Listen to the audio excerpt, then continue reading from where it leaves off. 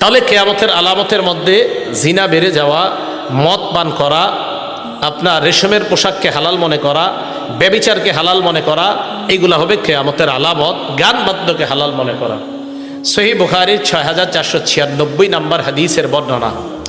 এই হাদিসের মধ্যে আসছে ক্বালা রাসূলুল্লাহ সাল্লাল্লাহু আলাইহি ওয়াসাল্লাম, আল্লাহ নবী বলেন, ইদা দুগিয়াতিল আমানা ফান্তাজিরিস সাআ।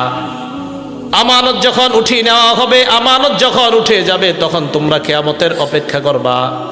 সাহাবা প্রশ্ন করলেন, কাইফা ইদাআতুহা ইয়া রাসূলুল্লাহ, আমানত উঠে যাওয়ার পদ্ধতিটা কেমন আমাদেরকে আপনি বলেন। আল্লাহ নবী বললেন, ইদা উসনিদাল আমরু ইলা গায়রি আহলিহি, অন্য বর্ণনায় ইদা উসনিদাল আমরু ইলা গায়রি আহলিহি ফান্তাজিরিস সাআ।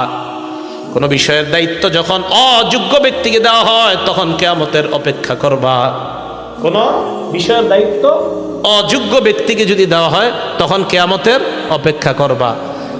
এলেমের কাজ ডাক্তারের কাজ ডাক্তারের, ডাক্তারি কাজ ডাক্তারের, ডাক্তারি কাজ ডাক্তারের, ইমামতি, খতিবগিরি, বয়ান দেওয়া, কোরআন সহিহ শুদ্ধভাবে শিখানো, এটা ওই বিষয়ে যারা পারদর্শী তাদের কাজ।